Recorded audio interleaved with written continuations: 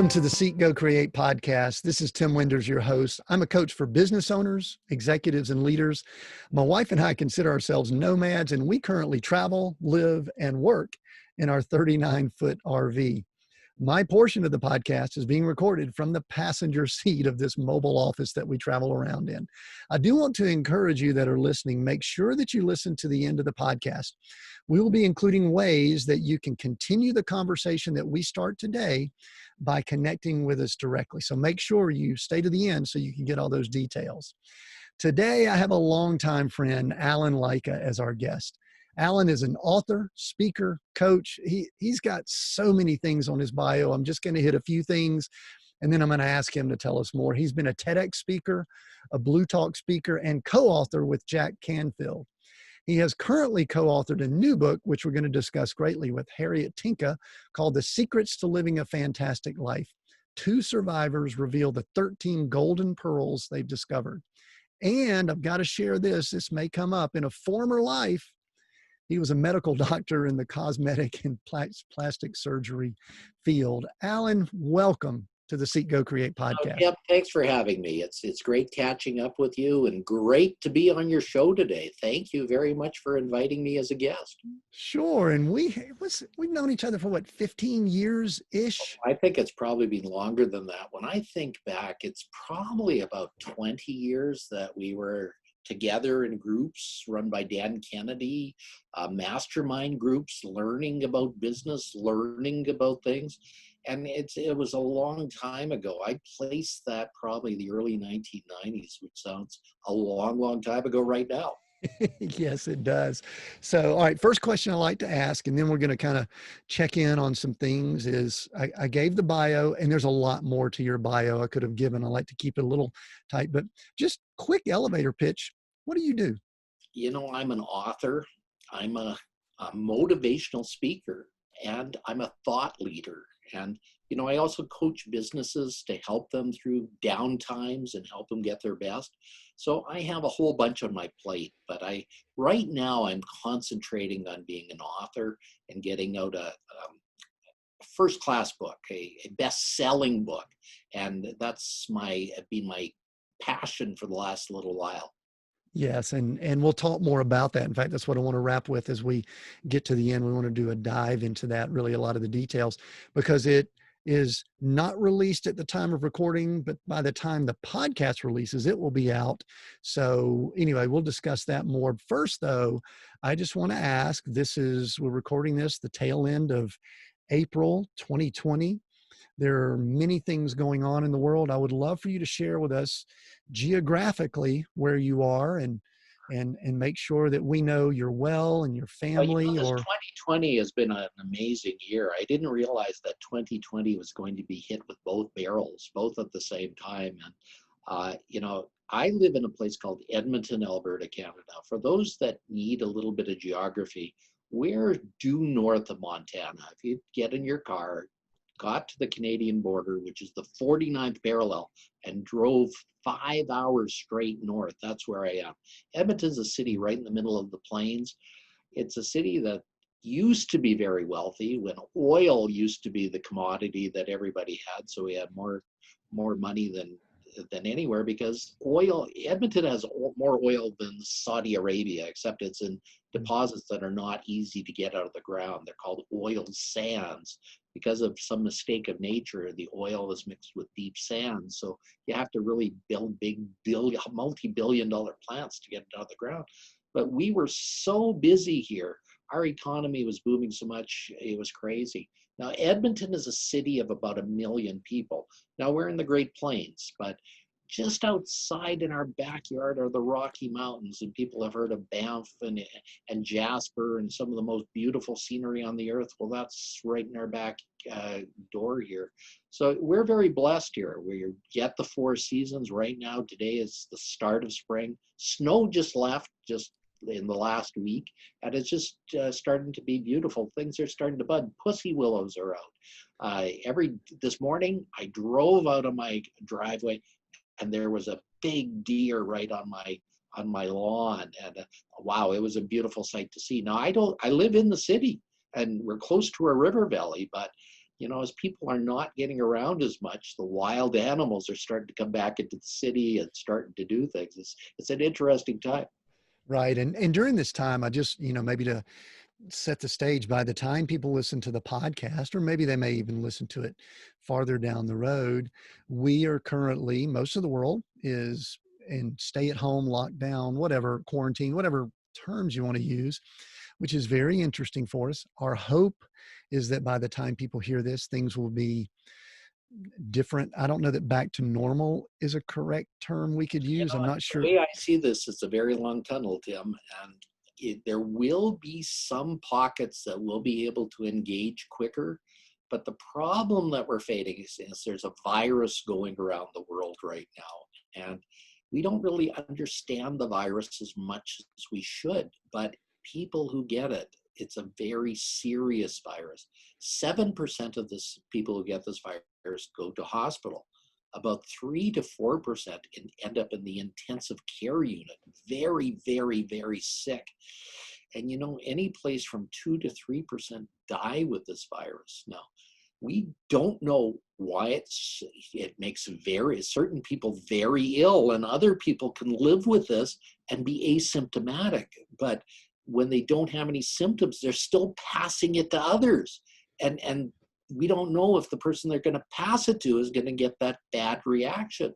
And that's why we've had to go to this more or less barbaric thing of isolating. I mean, here's a world where we have every antibiotic known to man. We have all these drugs to treat things.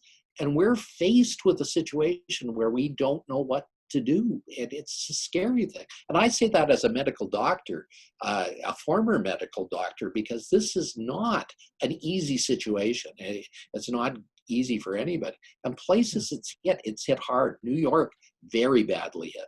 Boston, Massachusetts, which has excellent medical care, very, very badly hit hard. Places that have really been hit hard are scary. And we don't know how much of this virus is out there because the testing hasn't been for everybody. If we could test everybody, and then we'd have a better idea on this and tell certain people they need to go and lock up. But we don't have the means or ability to do that yet. So we're forced with this rather barbaric thing of staying indoors, staying away from other people, because we don't think we can protect people well enough in any other way. Right. And listen, I know we can't really, I think the big takeaway from what you just said to me, and I do want to emphasize you do have a medical background. So it's not as if, you're just someone who's reading the news and sharing your thoughts. You have an understanding for these things much more than engineer, business guy. But I mean, the bottom line seems to be that we don't really know what this is going to look like. And because my guess is you're not willing to make any predictions, are you? At this point in time, no. I'm encouraged by the fact that here we haven't been affected as much as any place else. But, this virus is nasty. And there was an outbreak in a little town outside of Calgary called High River. And there were a lot of people that worked in a meat packing plant there. Well, that went through like wildfire because many people lived in that meat plant, lived in small houses with 10, 20 people in them, with caregivers that lived in that worked in nursing homes. And so over 500 people were affected within a period of days. And it really devastated that whole community. So, when this goes through, it goes through like wildfire. And I'd like to use the expression wildfire because that's what it's like. It just takes off and there's no predicting where a wildfire is going to go. Now, there's some encouraging things that some places are recovered, like Germany and France, but England just next door is not recovering yet. So this is a bit unpredictable. When it takes off badly. So it's best when you're hunkering down to stay in the hunker down mode until this virus goes away. And how long is that going to be? Your guess is as good as mine. In Edmonton, we have a lot of festivals during the summer. We have some great festivals, like the second biggest Fringe in the world and things like that. We've shut them down. We're not going to have any festivals or group activities till the fall. That means no groups greater than 15 people getting together in any way. Uh, Schools will not open up at least until the fall. And even then, it's questionable whether we'll be able to. So Right. this is a nasty virus. It causes a lot of problems.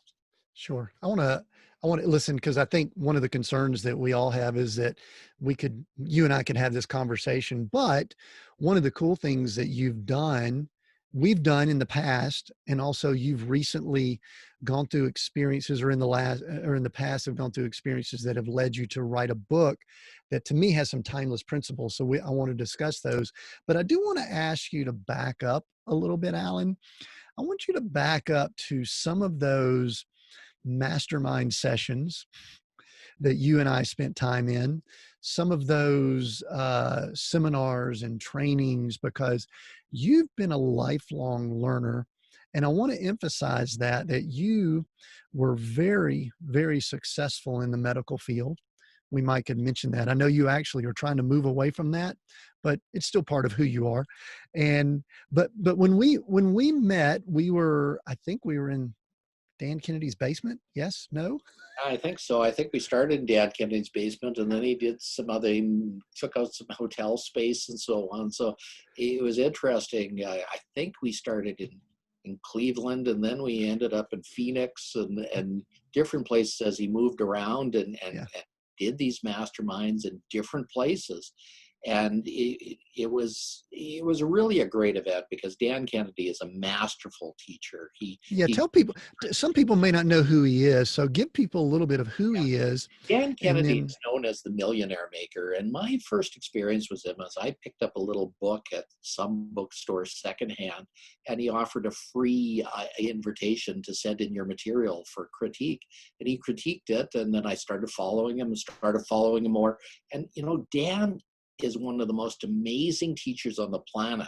He's just put out a new book called The Renegade Millionaire for people that want to learn a little bit about him. And I'd recommend to pick that up because some of the things he teaches there are some of the best principles you're ever going to learn. I picked that up 2 days ago. I read it overnight, and it was a phenomenal little read. It just reinforces principles. So Dan Kennedy is where we left. Now, the reason I did that is back in 1989, I graduated from my dermatology residency, and in the early 1990s in medicine, we in Canada started to go through a recession. We went through one of these dips, and compared to this one, this was a baby one, but is enough to change our healthcare system that I did not want to stay into it. So I decided to go more into private enterprise.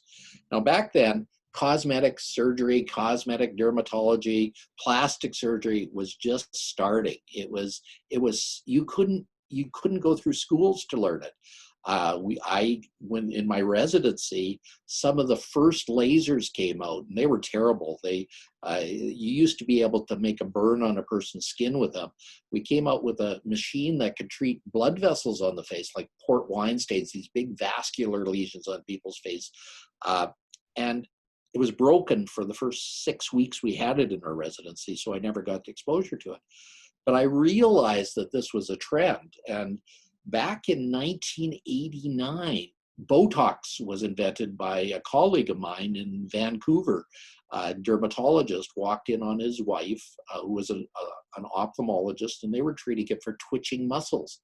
And he asked the patient, "What do you like about Botox?" And the patient said, "It takes my wrinkles away." And so that was the start of Botox. I didn't invent Botox, but I was there right at the start. So I was one of the first innovators and the first users of it. And I started using it way back then. So I became one of the experts at using it. And then soon after, right about that time, substances came out that were fillers. Fillers were stuff that you'd put in your face to take care of wrinkles, try to plump up the face, try to get rid of it. So I became one of the world's experts in using fillers. You would have known something called collagen back then. Well, collagen was an awful filler, and then we got into products that were HA products, and they had fancy names like Juvederm and all this sort of stuff. But the thing is, they help to fight wrinkles and they help to fight aging, and no one wants to get old. And then I learned back in the early 1990s there were ways of doing liposuction totally under local anesthetic. Before then, you had to put people to sleep for it, which was very dangerous and very risky. But we found ways to do it totally under local anesthetic. That was called tumescent anesthetic. The word tumescent means firm, because when you put these large volumes of numbing material into that, the skin would be firm.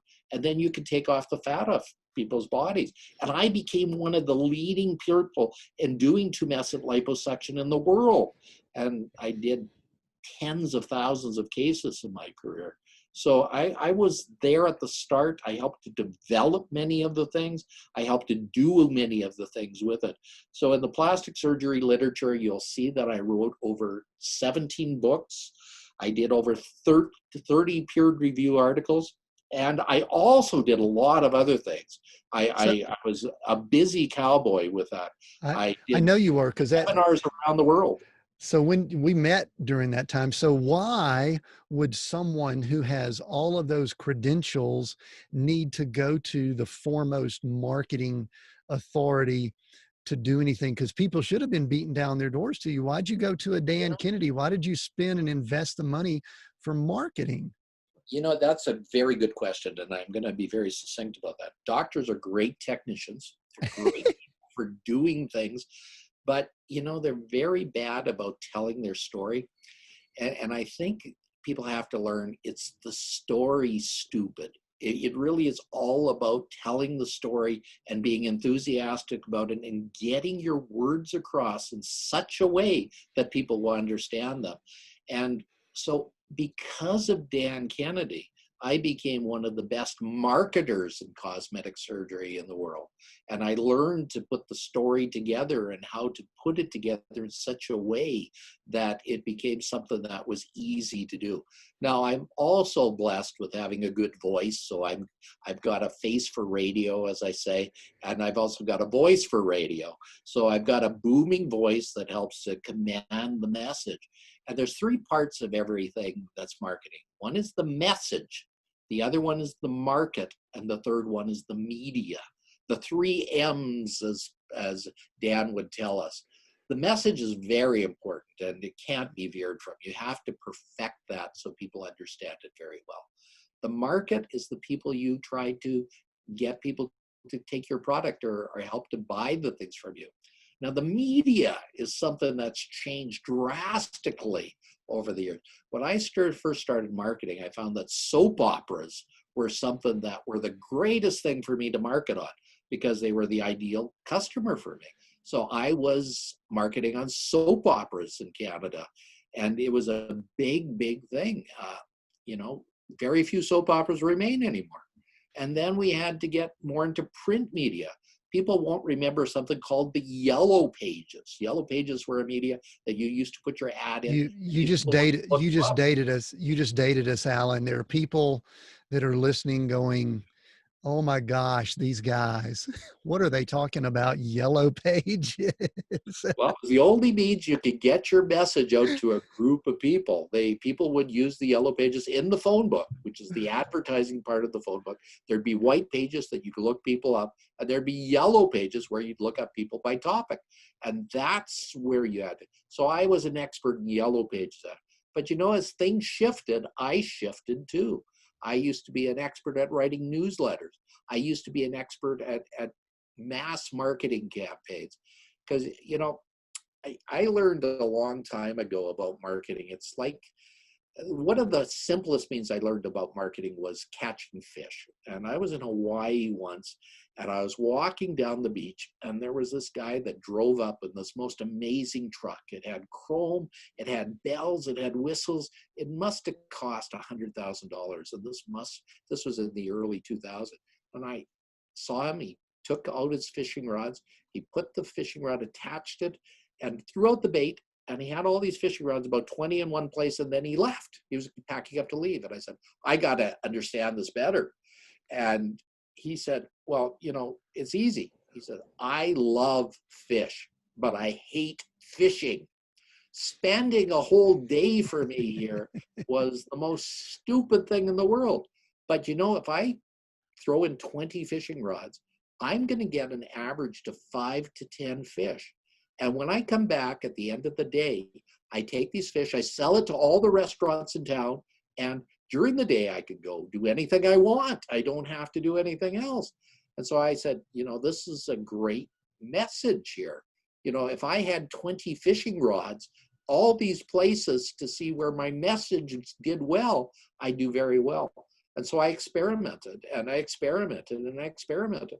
And I learned how to be in every place that people needed me. So I didn't have to be spending a lot of time marketing. But you also did quite a bit of that experimenting within while you were associated with masterminds and other groups. And Oh, yeah. one question I want to ask you, number one, I want you to maybe talk a little bit more of that, but also talk a little bit about the investment. You and I, and probably you a lot more, I think you were around longer, but these were not $20 you can participate in this group. In today's dollars, you'd probably be looking at about $100,000. These were like $10,000 back then. So times have changed and it's more expensive. But, I've always felt that you can do things the hard way and learn it yourself. You could go to the school of hard knocks, okay, and learn the lesson the hard way. They give the test before you get the lesson in the school of hard knocks. So you can learn it all by failing. You can learn it all, or you can invest in your education. And masterminds are one of the means of getting education. It's like going through an MBA, a university education on weekends. It's like getting the world's best minds all together, all at once, to critique your material and do that. So there's a couple of ways to get ahead in life. And one is to add jet fuel to it. And how do you add jet fuel to it? One is you use other people's knowledge. Okay, others people's knowledge is crucial. I hope other people that are on this tape will learn from me. I was a cosmetic doctor, I was a cosmetic dermatologist, but yet the lessons I have to learn are maybe more apropos to your business than something in your own business will do. So you've got to really understand that other people's knowledge is important. A second way to get ahead is to use other people's time. If you get somebody else doing some of the simple, easiest tasks for you, you can multiply yourself. You can do better that way. Now, another way, still a third way of doing things, is using other people's money. So if people invest in what you do and so on, you can go there. Now, if you add three of those together, you really get ahead quicker and faster and better. And that's part of what you should be doing. Now, yes, you're still going to make mistakes. Yes, you're still going to fail. And I want to get my failure over much quicker than anybody else. If I'm going to fail, I want to fail now. And that's a good thing, because after failure comes success. And if you fail over and over again, you'll be a success. And you'll get to it quicker, right? So, well, Edison, for example, was inventing the light bulb, and he met what we call failure after failure after failure. And he said, no, I just didn't find another way to succeed yet. And that's what it's all about, is finding a unique way of doing things. And I learned that another thing is something that Tim would say is a unique selling proposition. Something that's unique about you, unique about your message, so your message gets carried to the masses. And that's the very most important thing you should concentrate on at any time, having a unique selling proposition so that your message will be carried on. Yeah, I want to shift just a little bit before I really start getting into all the wisdom that you've kind of shared with your pearls in your book. A book just popped into my mind that I read probably 25 years ago, and I hope the reference is correct, but wasn't Maxwell Maltz a cosmetic surgeon or plastic surgeon that wrote Psycho-Cybernetics? Am I correct? Yes, that's right. Maxwell Maltz was probably the first. He was a general surgeon, first of all, and he went and was one of the first plastic surgeons. But what he found was very interesting. Yeah, that's what I was going to ask you. I was going to ask you from your career as in cosmetic medicine, what did you learn about people, and was it the same? Did you validate what he said? Talk to us about that. I think Maxwell Marx was well ahead of his time. He was one of the most brilliant people. What he found was that he'd do brilliant work on people, and they'd look so much better. And he'd ask them, "What do you think?" And they said, "You didn't do anything." "What do you mean? Look at the no. I look the same. I look worse. What did you do to me?" And he realized that people had images of themselves, and that if you didn't affect the way they looked at the world and looked at themselves, you wouldn't be able to change the way that they are. And that's when he started the science of psycho-cybernetics, where people would therefore get ahead and make the message even stronger. Yeah.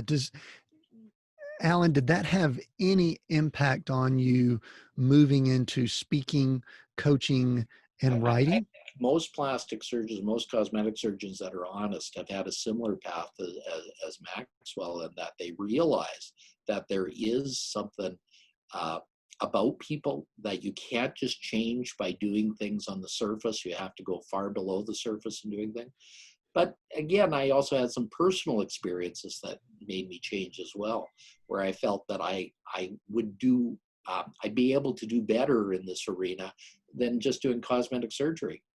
Yeah, a lot of people, and I know you and I have a relationship, so I could come at you with something kind of hard, maybe a hard question, but a lot of people would say that cosmetic medicine, plastic surgery, that would fit in these sometimes superficial or vanity or categories that really aren't critical. I don't necessarily agree with that. I'm trying to get in the Oh, and listener's head, me try to but put, combat that. Share that because it kind of goes to what you said earlier about image and the way people perceive themselves, right? it's so important that people perceive themselves properly, and you're able to help people out of the image that they have and get beyond that. You know, one of the things that Botox does is it helps the little lines in between your forehead. When you're angry, you frown like this and you get this snarl look at that. What Botox does is literally uh, acts as a block between the nerve and the muscle, so you can't frown like that. Now, one of the earliest lessons I learned was there was a person that came in with a permanent like scowl on their forehead from frowning too much. And I did Botox for them, and it literally changed their life. That they they were now looking happy. They now were happy just because that one little thing took them away. Now, of course, I did far more than that. I became one of the world's experts in removing scars. Some of these awful scars people get on their body, where people were in a fire or had really bad things. I did some scar correction on one person who had some horrendous scars. He was so bothered by his scars that he wouldn't take off his shirt. He just wrote me about a couple of weeks ago and said, Dr. Lycka, I'm so happy. It's because of you I was able to get married. I now have a son, and I wanted to share my son with you. He was just born at the beginning of April. And it's such an experience that people change, because these things that are holding them back, these things that are holding us down, are all of a sudden released. And it's just like a breath of fresh air for them. So, as a cosmetic doctor, you're really almost like God in some respects. I mean, believe me, I'm not trying to beat on a shield or things like that, but people perceive you as God because you can do such drastic things for people that really changes their life in just seconds. It really makes them that much better and wholer after all this. Yeah, that's good. So, well, and we could have that conversation about a number of things, but one of the things that I want to shift to, kind of building up all of that, uh, all the training and education you've gotten in marketing and business and running a very successful practice, medical field, and then not all of a sudden, but this has been a process. You write this book. So the Well, first let me go question, back to where this book came from. yeah, It came from when I was walking in Disney World, the happiest place on earth, with my wife and my youngest daughter in 2003. It was spring break in February. And my wife turned to me and said, "What's wrong with you, hon?" And I said, Mm. "What's wrong with me? I haven't got the faintest idea." She said, "Listen to your foot. It's flapping." "Listen to my foot. It's flapping," she said. I said, are we still on the same language barrier? Are we talking the same thing? She said, "No, just listen to your foot." And I had suddenly developed a foot drop on the right side of my body. My foot was literally making a slap with each step I was taking. It wasn't lifting. When you walk normally, your foot does it all by itself. And she said, "What's wrong with you?" I said, "I don't know. I don't have the faintest idea." And she said, "Did you have a stroke?" I said, "No, this is not how a stroke affects a person." She said, "Well, when we get back to Canada, you better get it checked out," she said. And when your wife tells you, you better get it checked out, you better get it checked out. You know what's coming. That's So good wisdom. That's good wisdom right there, by the way. yeah, you better know. In the old days, it was the iron that would fly across the room, the old movie. But now it would be something different. But the point is, after that, I came back and I got checked out by a gazillion doctors. I had PET scans, I had CAT scans, I had scans. And you know what they showed at the end of it, Tim? Mm. Absolutely nothing. Nothing.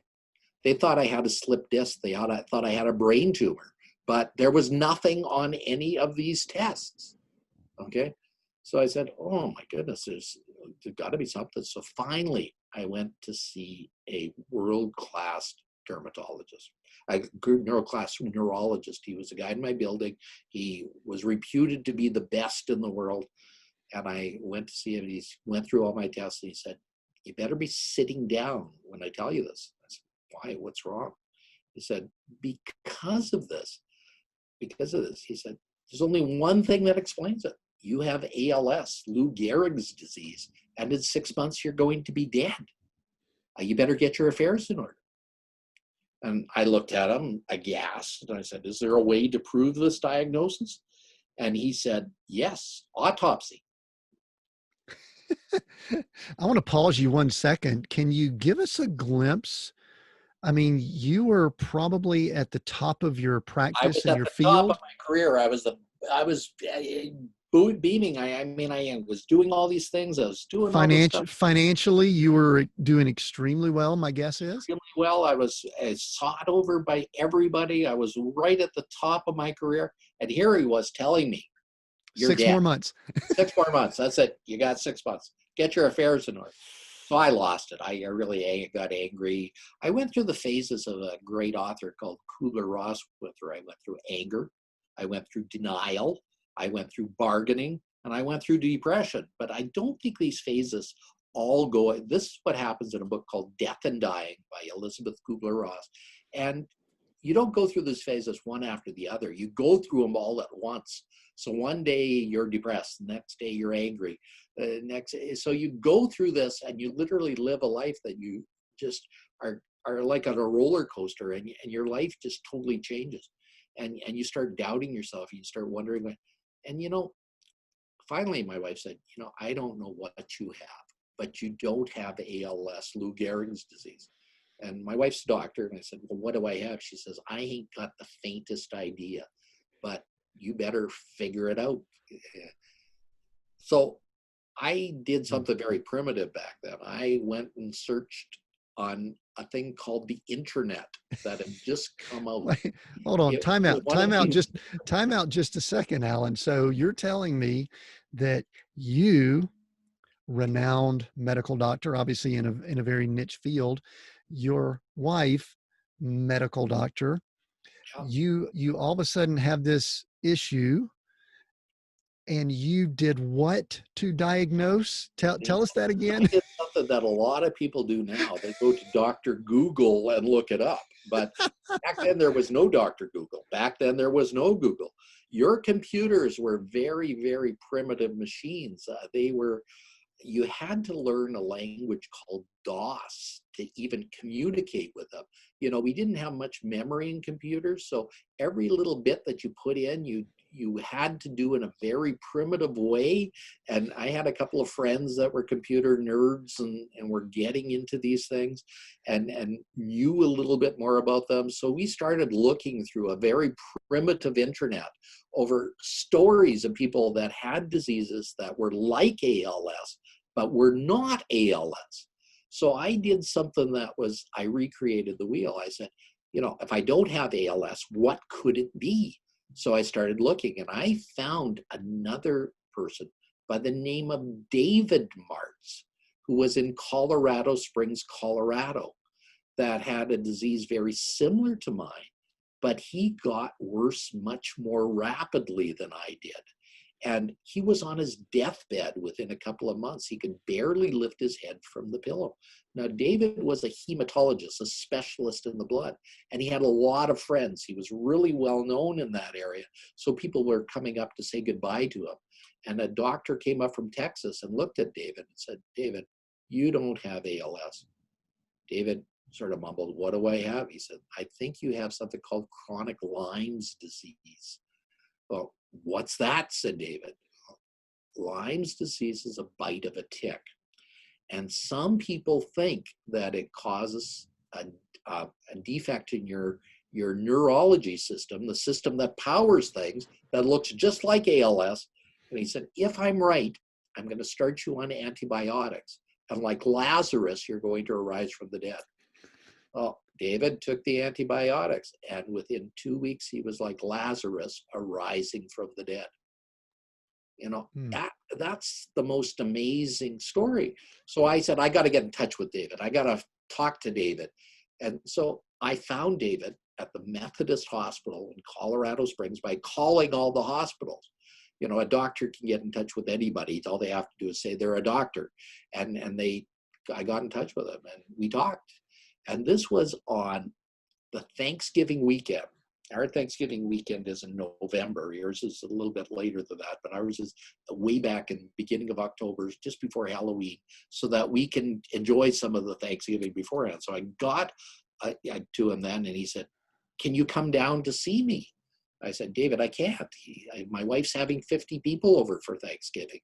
He said, well, aren't there any planes in Canada? So he embarrassed me. So I said, yeah, I'm coming down. I told my wife, I'm going away again. And she said, where are you going this time? I said, I'm not going to a medical meeting. I'm going to see somebody that might be able to help me. She said, well, of course you got to go. She said, I can take care of 50 people. That's nothing. Don't worry about it. So I get on a plane. I get on a plane from Edmonton to Denver. Great flight. 3 hours, no problem. Then you get on this rinky-dink little plane from Denver to Colorado Springs. A mistake of my life. I mean, the problem is at the end of the day, heat is coming off the desert. So you get eddies in the air and the plane will drop like 100 feet in just a second. So you're like on this drop of doom over and over and over again. Now, yeah, because to give people the geography, both Denver and the Springs, kind of like you, are right on the edge of the Rocky Mountains. We're right on the Front Range, and there are tremendous drafts that mess with planes coming over or up from the plains of Kansas. And you're correct. I've flown in and out of the Springs and Denver multiple times, and it has been quite a rocky road. Now, if you're a thrill seeker, this could be the ride of your life, but I wouldn't invest it. I mean, at the end of that plane, I crawled off the plane. Okay, I literally crawled off. And there was David in his truck, and he met me right on the tarmac. I mean, this was pre-9/11. If you were a doctor in a little town and you knew people, you would be able to do, you had carte blanche, you could do anything. And David drove up and met me. We talked. So what year? What year? I thought I'm confused. 2003. Okay, so it was shortly after 9/11, but they haven't put the security in place. I see. All right, I was just making sure I was clear. So what were you feeling? Yeah, what were you feeling like at that time? What was your physical health? Because you'd been down for a little while, right? No, I was starting to, my right foot was a problem. My right hand was starting to get weaker. I started not being able to have the manual dexterity in my right hand anymore. I was not able to do some of the fine things that I was doing as a cosmetic doctor. And so I was at the point that I was desperate. I was at a point that I needed to get something done. Well, David and I talked. We talked for hours, and he said, I think history is repeating itself. I think we have the same scenario here. And he started me on treatment. And for the next 16 years, I was still one of the number one cosmetic doctors in North America. I was at the top of my trade. But Tim, when you go through something like that, you start to realize that life is not just about working, that it's not just about things. You start to realize that God has a plan for you, and you start to see the little pieces in it. And you start to realize that there's a pattern in all this. Unfortunately, this was my second opportunity to live my life even better than my first life. I wasn't going to be a workaholic. I was going to be a person that would share a message. And I started to develop the message back then. And I started to write my book. And I just retired last year. I stopped seeing patients. I used to see 70 patients a day. So when you're seeing 70 patients a day, it's not easy to go home and keep writing your book, even though you have the message and story in you. So last year, last February, I left my practice. I was able to sell my practice in last September. And with all this COVID, I'm darn glad I did, and everything else right now. But at the same time, I was able to develop my story. Now, along the way, I also met a lady by the name of Harriet Tinka. When I was a cosmetic doctor, I used to do a lot of promotion, and I ran a Women of Distinction competition for the YWCA. And for that, I was the MC, the main person for it. I met Harriet, and Harriet had a story similar to mine, except she was a person that was kidnapped, stabbed, and left for dead. And so she had a story where she found there were principles of life afterwards. She found that there were golden pearls as a result. And these golden pearls are very formative and very important for people to really learn about and take their life further. Yeah. So one of the things, I have a theory, maybe it's my observation, that people, and really even culture, societies, they typically will not make great change unless there's one of two things that occur. They either make an intense focused decision to change, which is kind of rare for us. Some of us do that. Or there's a catalytic event that occurs. It Yep. sounds to me like two catalytic events birthed these pearls that led to this book. Is that correct? Exactly. And I think that's what's important here, is that it's because of the crisis, because of the things we went through, that really gave us a new life, that allowed us to see life in a different light, that allowed us to see things in a way that was totally different, and it allowed people to understand it even better. And we were able to see through the haze of humanity. We were able to see through the stuff that was going on. And that's why we birthed this book, so to speak, because it's just got an important message. And I think it's very important and germane to today, because at the same time, our society is in trouble right now. Our society is having a death. And if we're going to come out of it, we're going to have to come out of it with a new life, with a better life at the end. Otherwise, we're not going to be able to survive it. This is going to be it's got to be a reckoning because of what's going on here. This is a very critical time in the human race. Yeah, it's interesting. Earlier, you mentioned the Elizabeth Kubler-Ross, the model of going through the stages of grief. And I actually observed recently that in many ways, people are going through that right now with what we're facing with, the health issues, the economic issues, the job loss, and we will see those stages there. It's interesting that you brought that together. I do want to ask though, the name Golden Pearls is very unique. And I love gold. I love pearls. You brought those together. Tell us how that came about. Golden pearls actually exist in nature, and they're extremely rare. They're only in some places in the South Pacific, in the Philippines area, and so on. And you know what forms a pearl? Do you have any idea how a pearl forms, Tim? I know a little bit, but I believe that you're going to tell us. I think it's important to realize, a pearl forms because an irritation gets into the shell of the oyster, and the oyster puts this lustrous material over top of it to make that pearl shine. Now, a pearl, it has to be a specific type of pearl. The word maximus is in it, and it is a specific type of oyster that makes this pearl, and it makes it golden. These pearls are actually golden, so they're the rarest of pearls that you'll ever see. And a fully formed pearl, an exquisite one, is extremely expensive. It's like $10,000 for a single pearl. So, but remember, what formed it was the irritation that went on. The crisis that went on in the oyster, so to speak, is what allowed the pearl to be formed.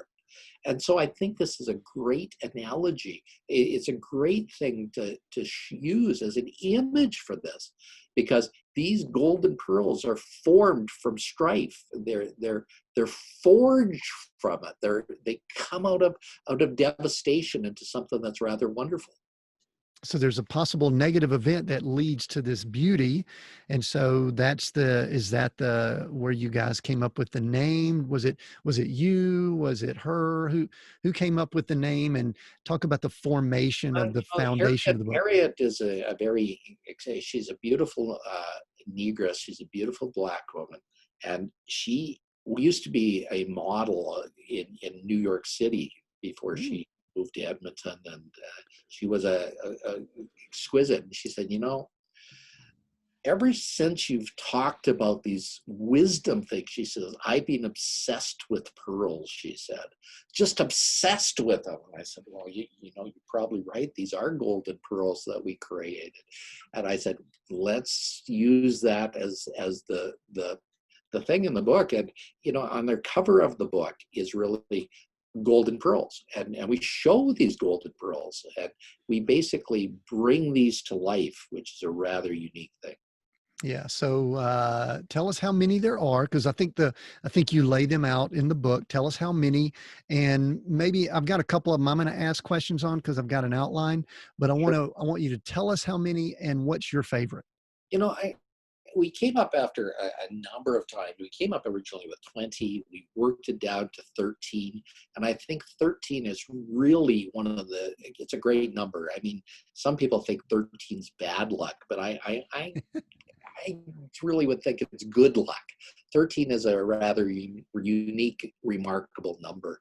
So 13 pearls are what we have. And we've actually put a bonus pearl in right now, because in that chapter, we talk about fear. And I think fear is one of the greatest things we have now.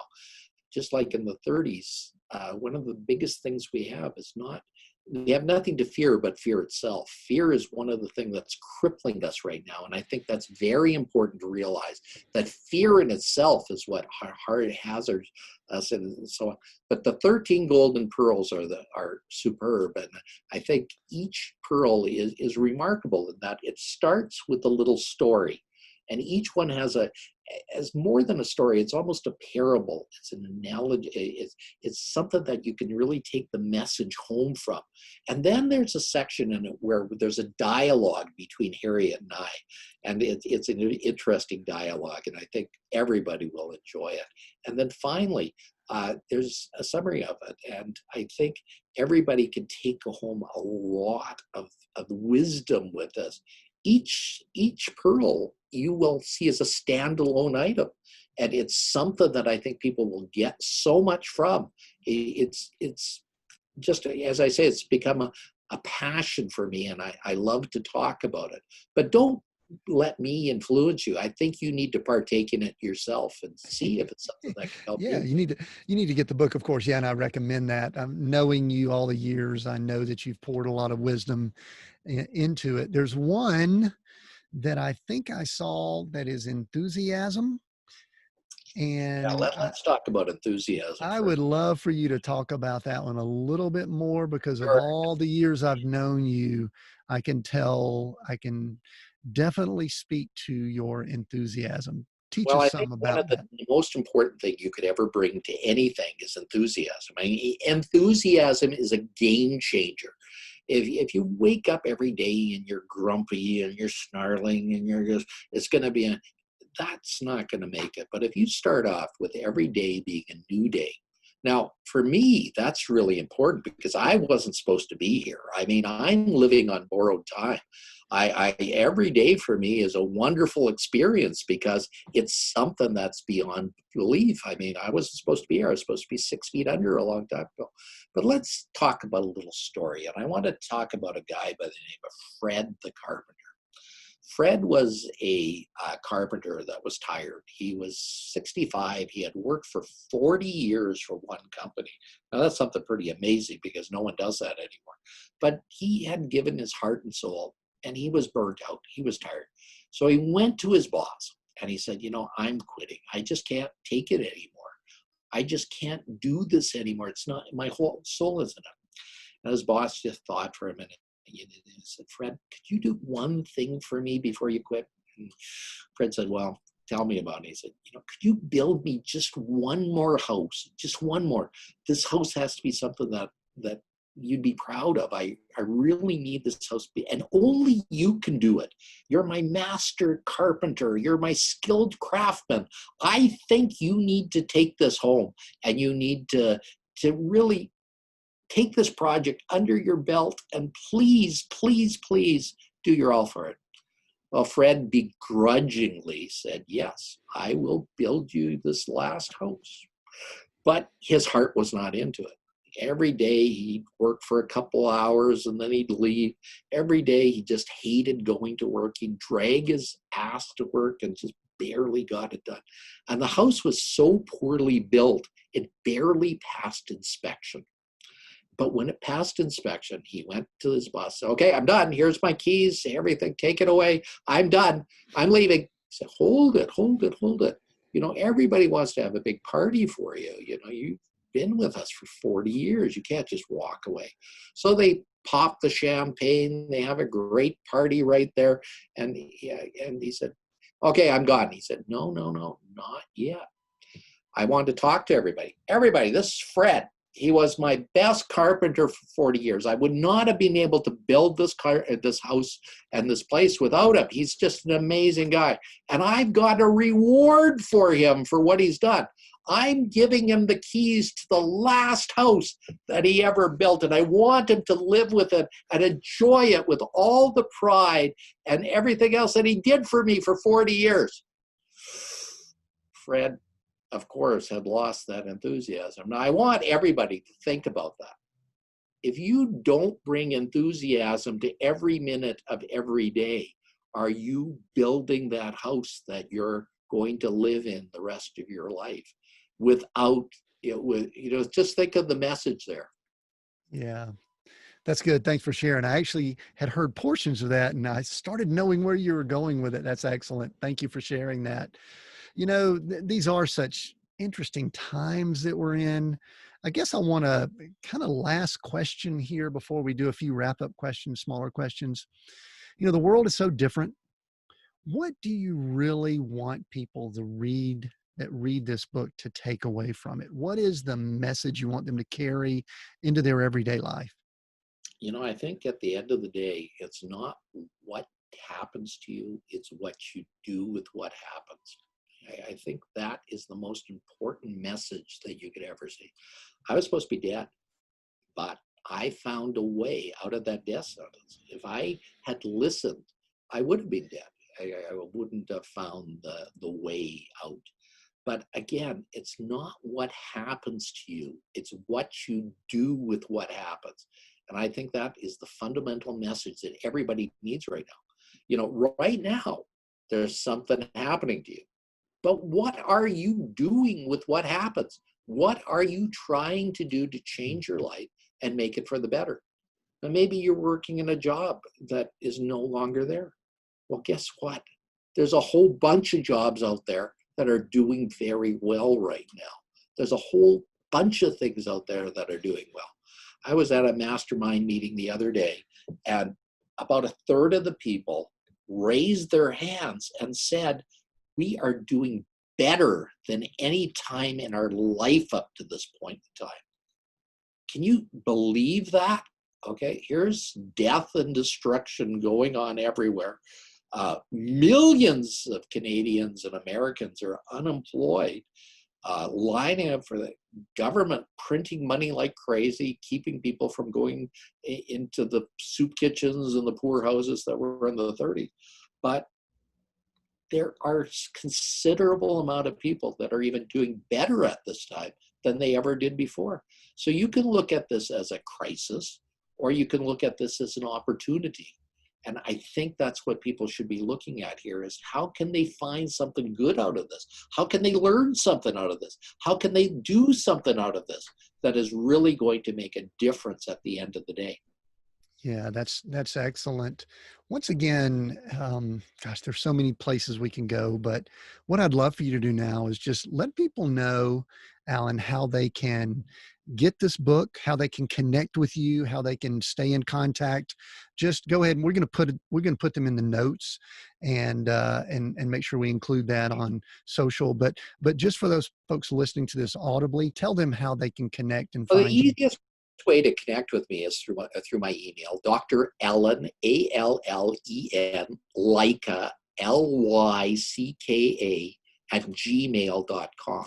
Doctor, that's Dr, no period, Dr, Allen, Allen, Lycka, Lycka, @gmail.com. Drop me a line anytime, any questions. I'd love to get those.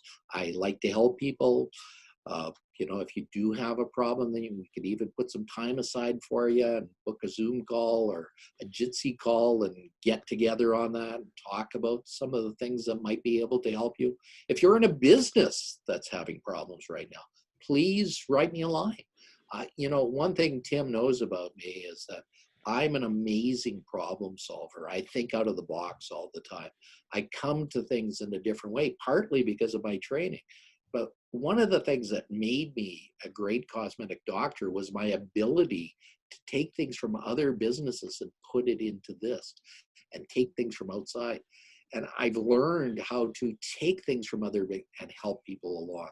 And I love to do that. That's become my passion now. Yeah, that's good. Where do we find the book? It's not available yet. It was supposed to launch, but Amazon is not printing books right now. So you can get it on pre-sales at fantasticlifebook.com. www.fantasticlifebook.com. That'll be in the notes. If you buy it from that site, I've got a couple of things for you. One is I'll give you free shipping, so you don't have to pay the shipping that Amazon does. And 20% of every book goes to help people in the inner city right now, because there's a lot of people worse off than us right now. So this is my present to give back. And I think it's very important to help those that are having less at this point in time. Something I've always done in my life is to give, and I'd love to give even more through this book as well.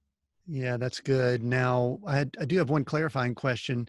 If by the time someone listens to this, it has been released, can they still get it from that website? Yes, they sure can. That Okay. site will be set up forever. There's also a video on that site with Harriet and I, with Jack Canfield. He interviewed us about that book, so you might want to go and see there.